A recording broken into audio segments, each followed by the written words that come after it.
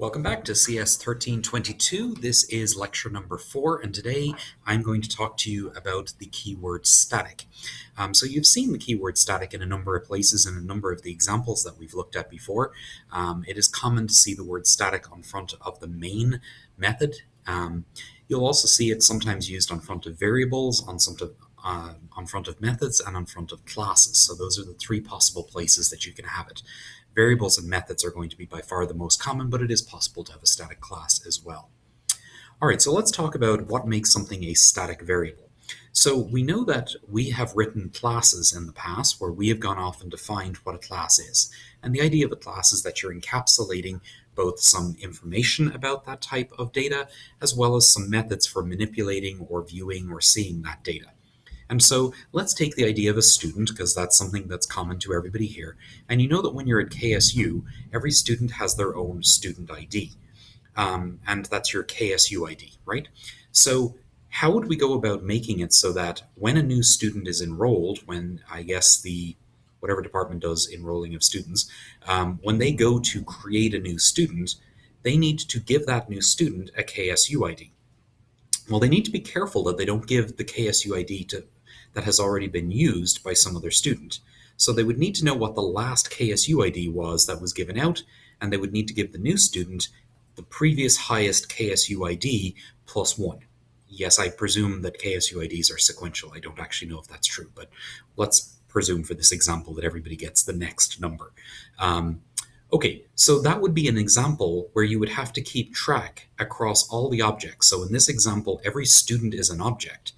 You would have to keep track of, across all of the students, what is the next KSU ID that you're going to give out.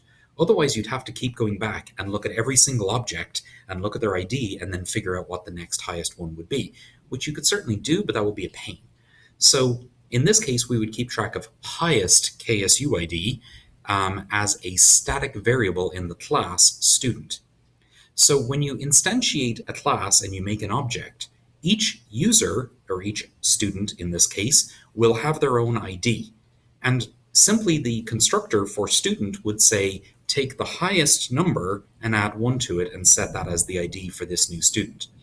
So a static variable, to be clear, is a variable inside of a class that has commonality across all of the objects. Each object that is instantiated does not change inherently the static variables that are in the class, and it does not get its own copy of that static variable. There is one static variable that is available to all objects of that class. I said there's one. To be honest, you could have multiple static variables, but my point is that each static variable is bound to the class, not to the objects that are instantiated from that class. They are shared across all instances of the class. They are sometimes also referred to as class variables. And you will create them simply with the keyword static, which is what's shown here. You cannot have a variable inside of a method defined as static unless the method itself is also static. As a matter of fact, there are rules that static methods can only affect static variables, and so on and so forth. We'll talk a little more about that when we get to the methods. All right, so a static method is invoked through the class name, and this is how you would create something that you want to be able to call without having to instantiate the class. I'm going to take a slightly weird example here, but you've actually done this before. There is an object there is a class called math, M-A-T-H, with a capital M, that is defined in Java. And it gives you a whole bunch of mathematical functions like absolute value and min and max and square root, and it has the value pi and all of those types of things. And all of those are inherently available to you when you are coding. You don't actually have to go off and specifically type in new math and then call a method inside of math. The methods are available to you without instantiating the object because they are defined as static methods. They are associated with the class math, not the individual objects of type math. So I'm going to just show a quick example of how you would go about doing that. Let me just prep it here. So I'm going to pause. Okay, so here is a REPL that I've created, very basic. And what I've done is I have set up a double, a variable called x, which is of type double, and I have set it to math.py. And that's bizarre because I haven't instantiated or created an object called math. It's just that class, math, is already inherent in Java. It's one of the base classes that they give you. And I'm not having to instantiate the object. I'm just able to access a variable called pi. And that's because in the math object, pi is a static variable. And then furthermore, I'm right down here able to call a method called min, which will allow me to pass in two integers, or in this case, two doubles, because it's an overloaded function. There's actually one for int and double and float and long, I think. And so it'll take in two variables and it will return back to you the minimum of the two of those. So, I mean, there's nothing magical going on here, but I just wanted to show an example of using a static method. These are inherent in the language. This is a class that's already defined for you, but this also works when you define your own classes. And you can see the output of that is z, which is what I printed, is the minimum of these two numbers, and one of them turns out to be pi, which is 3.1415, right? So a static method is a method that is callable without instantiating the object. And that is sometimes very useful if you want people to be able to call certain things about your class without having to first instantiate it. You'll sometimes see static methods called class methods because they refer to the class, not to the object. And again, creating something as a static method is as simple as putting the word static on front of it. So in this case, we have public static int car count. So the name of this method is car count.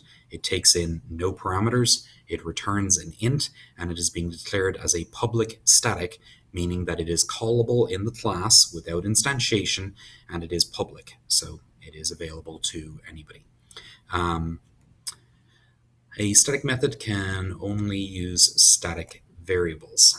Okay, so to be clear, if I create a method and I define that method as static, such as this car count method, if I have a public variable in my class, which is meant to be an instance variable, not a class variable, I will not be able to access that. And that logically makes sense if you think about it for a moment. So let's give the example. Our KSU ID that I mentioned earlier, each student will have a KSU ID. So at the top of the class method, there would be public int, presuming that it's an int, KSU ID. And then I mentioned that we also need the ability to have this next ID concept, which is across all students. So you would also have static int next ID semicolon.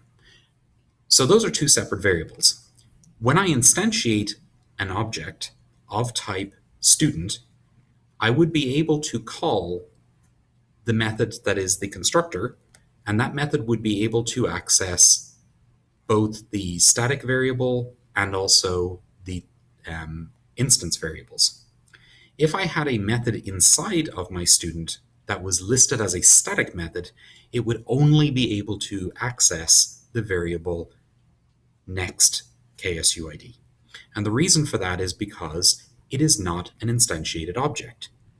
Once it's an instantiated object, there is a variable called KSU ID, but until the object has actually been instantiated, that is not there. So when we're dealing with the class, if I have a static method that I'm allowing people to call, it can only access static variables. So hopefully that's clear. So static methods only access static variables and other static methods. All right, there is the concept of a static class. It's not something that comes up very often, but if you have a nested class, and that is a class that's defined inside of another class, then you could have a static class inside of another class. So let's take a look at some examples here. And I'm sorry why the formatting is weird on that. So these slides are available on the FYE site, so this is corrected in that. I think this is my computer being weird. All right, so what we have here is we have public factory worker. This is a class called factory worker. going to pull this up on another machine so that I can actually read it. All right, so public class factory worker. And then we have a private string called name, and we have a private int called employee ID. And this is very similar to the KSU ID that I was explaining just a moment ago. We're also going to keep track of a next ID, which we are declaring as being static.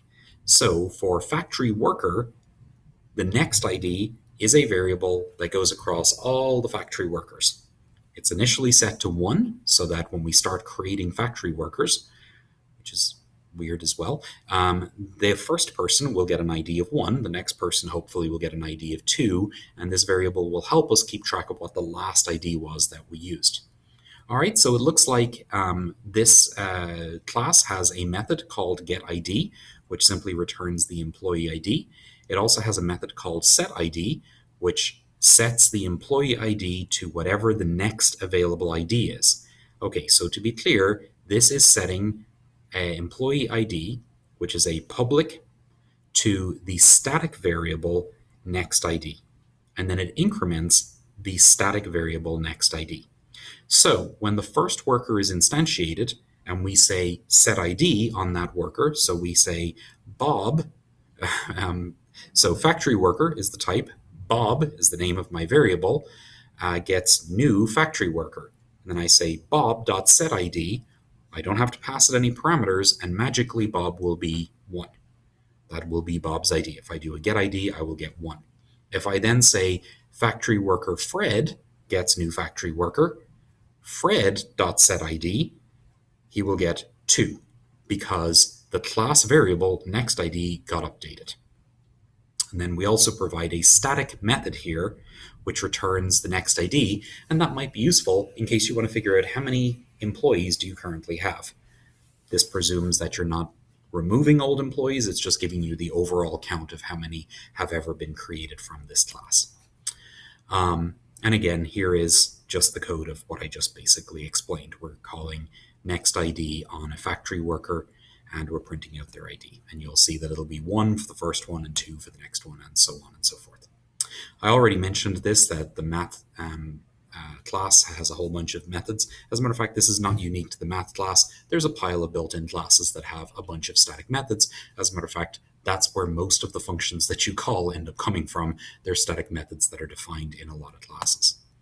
All right, so in summary, the word static is used to indicate that something is bound to the class instead of being bound to the instances in the objects. So you can have a variable that is unique in each instance that is created in each separate object. That would not be a static variable. Or you can have a variable which is across all of the objects that you create, and that would be a static variable. Likewise with static methods, they access static variables. And again, if you try to use something that is not a static variable inside of a static method, you will get an error. And that is because you're trying to access something in an instance while you're talking at the level of the class. So hopefully that makes sense, short and sweet on this particular topic.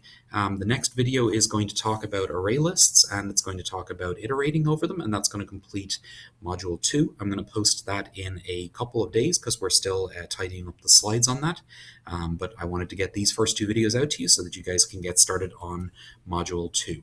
I hope you guys are all doing well, and if you have any questions, don't hesitate to send me an email, and I will see you guys in the next video.